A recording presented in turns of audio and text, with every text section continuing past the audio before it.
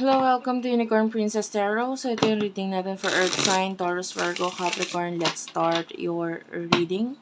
Para sa mga gusto magpa-personal reading, Jing Tarot Reader, i-search mo na lang siya sa Facebook. Okay? So, if you want to book personal reading, punta na lang kayo sa kumbaga kung gusto niyo magpa-book ng personal reading sa akin, astrological reading guys na may kasamang tarot advice. Dito na lang kayo. Screenshot nyo na lang guys. Ito yung pinaka-details na talaga. Okay? So, let's start.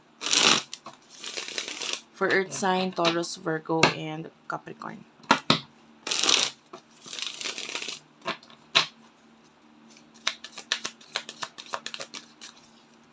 Taurus, Virgo, Capricorn. Queen of Pentacles, Eight of Swords. Taurus, Virgo, Capricorn, Gemini, Libra, Aquarius. The world is at the bottom of the deck. I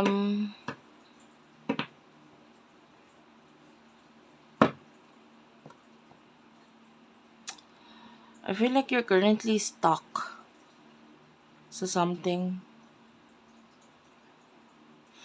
Queen of Pentacles, this is showing us you being a stable person, pero ngayon, stable ka, but may mga pinagdadaanan ka kasing problem or may mga, some of you may kinalaman nitong bagyo na dumating, no? Pwedeng you have to start all over again, ganyan, nabaha, ganyan. Pero yung iba naman sa inyo, pwedeng wala namang kinalaman sa bagyo. Maybe something in your life na parang nabagyo. And maybe it's really hard for you. Pero nakita natin na ikaw ay stable. Maybe you have a job, you have a career, you have a business. It's still running. Pero of course, dahil sa mga naging problem mo, nakita natin na pwede may mga bagay na bumagsak or hindi naging okay para sa'yo. And now you're starting all over again. So, pagdating sa love, sino itong person na nakakonect mo? Four of Cups is here. There's this energy of hindi naging sure, naging makasarili, maybe regarding an offer. So, I don't know kung ikaw ito na nagbigay ng offer sa kanya about you. Sinabi mo yung desire mo pagka gusto mo dito sa person na to, but then hindi naging sure itong person na to, hindi kanya pinansin or hindi niya, or inisip niya ang sarili niya, or vice versa. This could be you na binigyan ng offer, kasi hindi naman to personal reading. So, kung sino sa inyo ang nagbigay ng offer, this could be you na binigyan ng offer nitong person na to, then you're not sure about this offer, so pwedeng tinurn down mo or hindi mo pinansin, hindi mo binigyan ng pansin itong person na to. So, alin man doon. But, I feel like, the Ten of Wands, itong mga actions na ito, naging dahilan para magkaroon ng ending sa inyo and mag-focus na lang sa healing, spiritual healing. So, pwedeng may ending sa inyo na itong person na to dahil sa offer na hindi tinanggap, na hindi pinansin. So, ano ang emotions ninyo sa isa't isa?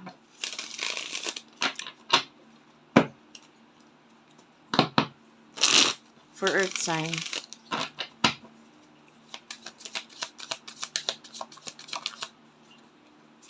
The Ace of Pentacles. Eight of Wands. Clarify the Eight of Wands. May nakita akong, I don't know kung ikaw ba ito na nanonood ka or nakikinig ka habang ikaw ay nasa sasakyan, because I can see cars, especially nagda-drive, ayan, or maybe in the past, or ito mga nakaraang araw or nakaraang oras, kahit ngayon pa lang pwedeng may mga pinanood kang video na regarding sa taong nagtuturo kung paano mag-drive, paano mag-park, something to do with driving. So anyway, the King of Cups is here. Four of Swords. Okay, dalawang energy na kukuha ko. Kung kilala siya ng pamilya mo, mahal mo siya. You do love this person. But if you don't, if your person or your family don't know or walang pagkakaalam sa person na ito, hindi pa nila na-meet, maybe wala kang pakialam sa person na to. What I see here is that you're focusing sa mga new beginnings and new offer para sa'yo.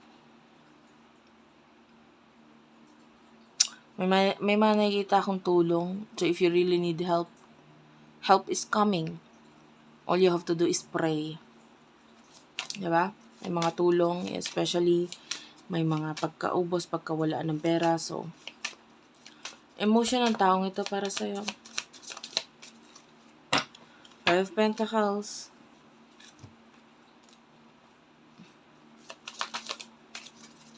Six of Wands. Three of Wands. And King of Pentacles. So, itong person na to, yun nga, feeling niya hindi na siya welcome. Medyo mataas ang ego niya, guys. Hindi siya para lumapit kahit kailangan niya ng tulong. Or hindi siya para magpakumbaba. Or hindi siya para tumawag. No, kung walang connection, communication, hindi siya para tumawag. Mataas ang ego niya. King of Pentacles is here. Oh, some of you may spiritual connection. If there's a spiritual connection sa inyong dalawa, alam mo yan mararamdaman mo yan kung may spiritual na connection. May nakikita tayo dito. Etong person na to, namimiss ka niya eh. I feel like, pakiramdam niya kasi kung makikipag-connect or communicate or tatawag siya sa'yo, wala na magagawa yung tawag na yun eh. Parang, sayang or bakit pa? Parang ganun. Or feeling niya maaaring hindi mo siya mapansin or hindi mo siya papansinin or pwedeng feeling niya wala ng chance sa inyo. So what will happen in the future? For water sign.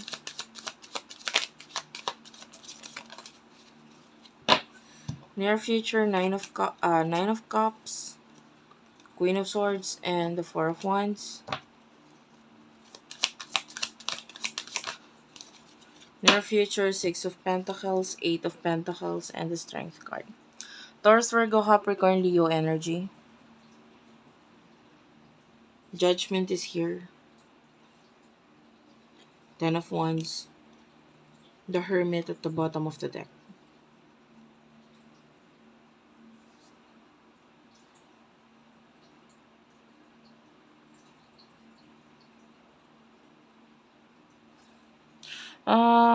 For those of you, you are a stable person.